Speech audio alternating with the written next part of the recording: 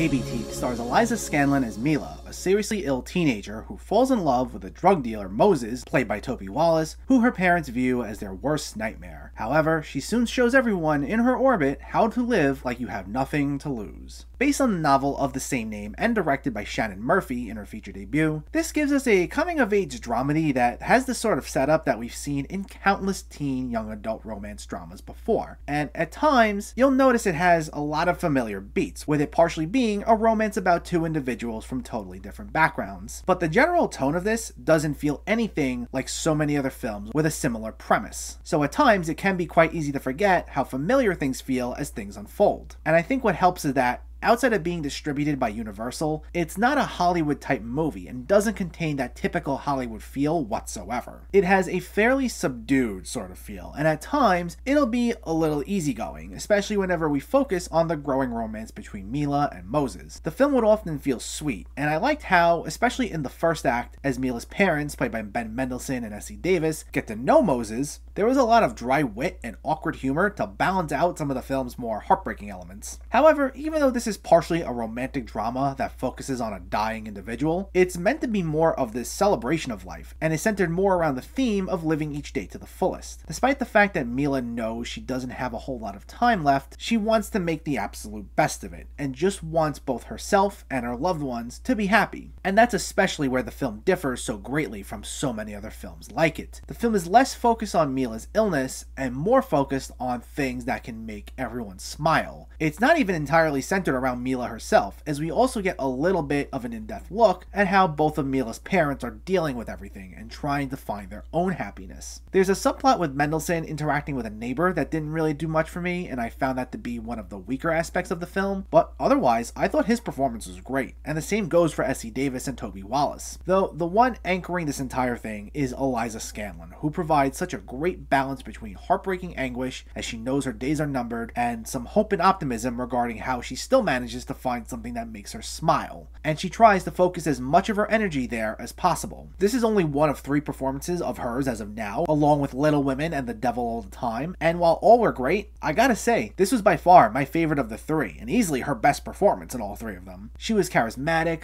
funny, and emotionally compelling, and with the way she's going, it seems like great things are ahead for her. While this film can feel at times familiar, it mainly subverts a lot of its cliches and gives us a moving, sweet tale about how it's never too late to find happiness, even when things are at their absolute worst. It's on VOD, and I highly recommend checking it out. Babyteeth gets an 8 out of 10. So let me know, did you see Babyteeth, or are you planning to see it, and what were your thoughts? Did you like the story? Did you enjoy the performances? And what's a good romantic drama that you've seen lately? Let me know in the comments below. If you enjoyed this video, please like it and share it, and for more movie reviews and film discussion, please make sure to hit that subscribe button to stay updated. Thanks for watching everyone, and I'll catch you next time.